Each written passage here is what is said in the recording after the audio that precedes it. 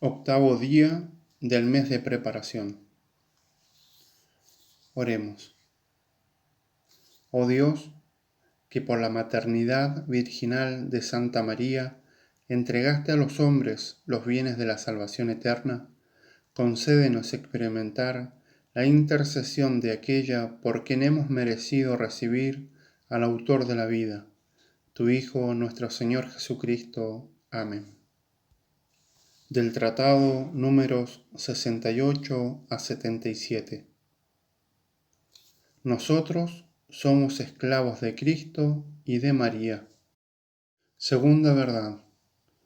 Por medio del bautismo nos hemos convertido en esclavos de Jesucristo, por lo tanto debemos esforzarnos por llevar fruto para la gloria de Dios, haciéndolo reinar en nuestras almas, porque Él nos ha conquistado con su sangre.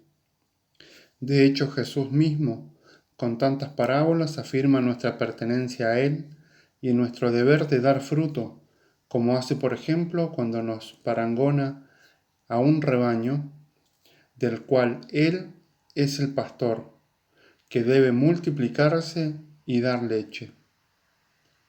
Al contrario, Jesús maldice la higuera infructuosa y condenó al siervo perezoso que no había hecho producir el propio talento. Todo esto prueba que Jesucristo quiere recoger algún fruto de nosotros, es decir, de nuestras buenas obras. San Pablo escribe: en efecto, hechuras suyas somos, creados en Cristo Jesús, en orden a las buenas obras que de antemano dispuso Dios que practicáramos. Efesios capítulo 2, versículo 10. Estas palabras muestran que Jesucristo es el único principio y fin de todas nuestras buenas acciones y que debemos servirlo no solo como siervos asalariados, sino más bien como esclavos de amor. San Luis María explica el sentido de la palabra esclavo, haciendo las debidas distinciones. Recordemos que él ha vivido a finales del 600 e inicio del 700. Hay en este mundo dos modos de pertenecer a otro y depender de su autoridad: el simple servicio y la esclavitud. Mientras con el servicio uno se compromete a servir a otro durante cierto tiempo y por determinado salario o retribución, con la esclavitud, en cambio, uno depende de otro enteramente por toda la vida y debe servir al amo sin pretender salario ni recompensa alguna. Por otra parte, afirma que existen tres tipos de esclavitud. Primero, la esclavitud de naturaleza. De este modo, todas las criaturas son esclavas de Dios. Del Señor es la tierra y cuanto la llena. Segundo, la esclavitud forzada, que es propia de los demonios y condenados. Tercero, la esclavitud voluntaria es la más perfecta y la más gloriosa para Dios, que escruta el corazón. Nos lo pide para sí y se llama Dios del corazón o de la voluntad amorosa. Efectivamente, por esta esclavitud se elige Dios y su servicio por encima de todos los demás, aunque no estuvieras obligado a ello por naturaleza. Asimismo, aclara la diferencia entre el siervo y el esclavo, diciendo, en primer lugar, que el criado no entrega a su patrón todo lo que es, todo lo que posee, ni todo lo que puede adquirir por sí mismo o por otros. El esclavo, en cambio, se entrega totalmente a su amo, con todo lo que posee y puede adquirir sin excepción alguna. En segundo lugar, el criado exige retribución por los servicios que presta a su patrón. El esclavo, por el contrario, no puede exigir nada, por más asiduidad, habilidad y energía que ponga en el trabajo. En tercer lugar, el criado puede abandonar a su patrón cuando quiera o al menos cuando expire el plazo del contrato, mientras que el esclavo no tiene derecho a abandonar a su amo cuando quiera.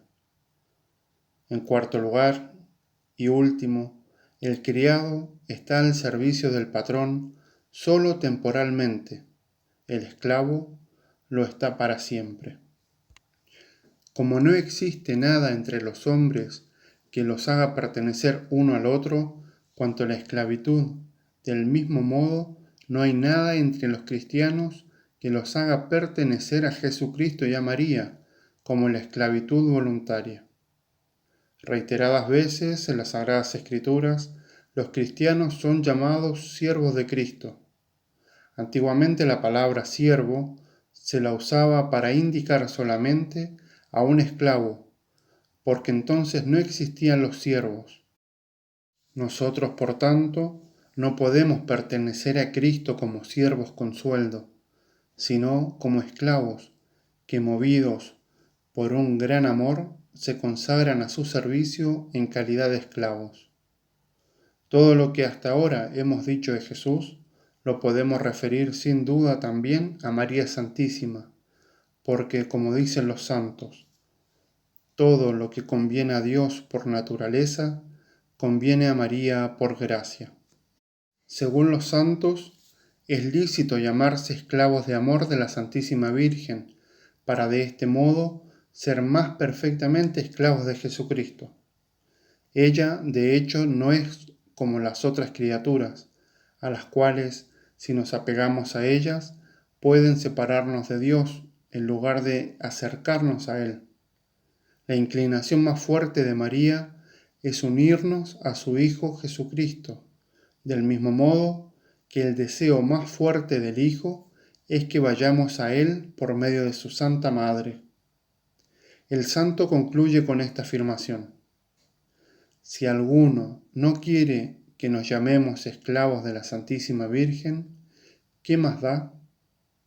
Hacerte y llamarte esclavo de Jesucristo es hacerte y proclamarte esclavo de la Santísima Virgen, porque Jesucristo es el fruto, gloria de María.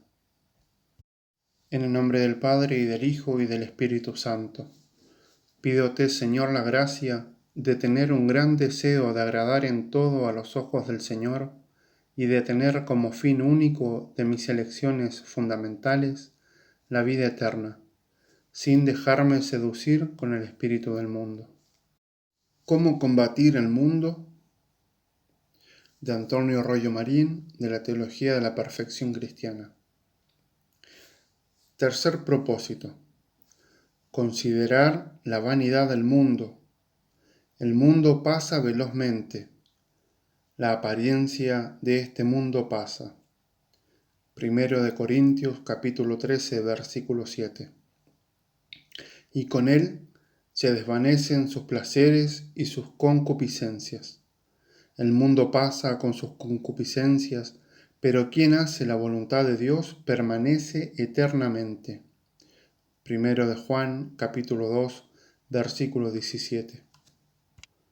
No hay nada estable bajo el cielo. Todo se mueve y se agita como el mar cuando arrecia la tempestad. El mundo cambia continuamente sus juicios, afirmaciones, gustos y caprichos. A veces reniega de aquello que primero había aplaudido con frenesí, yendo de un extremo al otro sin escrúpulo, permaneciendo solo constante en la facilidad de la mentira y de la obstinación por el mal. Todo pasa y se desvanece, solo Dios no se muda. Decía Santa Teresa, y con él permanece su verdad. La verdad del Señor permanece para siempre. Salmo 116. Su palabra, la palabra de Dios permanece para siempre. Primera de Pedro, capítulo 1, versículo 1.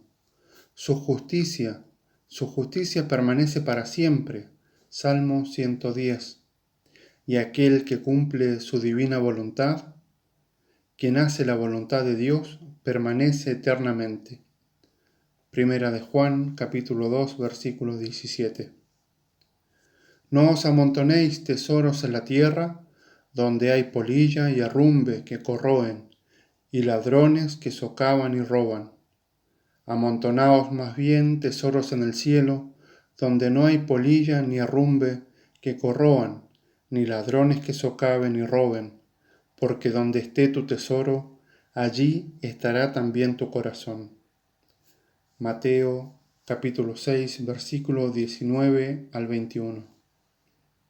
He aquí cómo vive en concreto quien busca su tesoro en el cielo. Viendo la muchedumbre, subió al monte, se sentó, y sus discípulos se le acercaron, y tomando la palabra les enseñaba diciendo: Bienaventurados los pobres de espíritu, porque de ellos es el reino de los cielos. Bienaventurados los mansos, porque ellos poseerán en herencia la tierra. Bienaventurados los que lloran, porque ellos serán consolados. Bienaventurados los que tienen hambre y sed de la justicia, porque ellos serán saciados. Bienaventurados los misericordiosos, porque ellos alcanzarán misericordia. Bienaventurados los limpios de corazón, porque ellos verán a Dios. Bienaventurados los que trabajan por la paz, porque ellos serán llamados hijos de Dios. Bienaventurados los perseguidos por causa de la justicia, porque de ellos es el reino de los cielos. Bienaventurados seréis cuando os injurien y os persigan y digan con mentira toda clase de mal contra vosotros por mi causa. Alegraos y regocijaos, porque vuestra recompensa será grande en los cielos, pues de la misma manera persiguieron a los profetas anteriores a vosotros. San Mateo capítulo 5, versículo 21. Letanías para alcanzar la virtud de la humildad.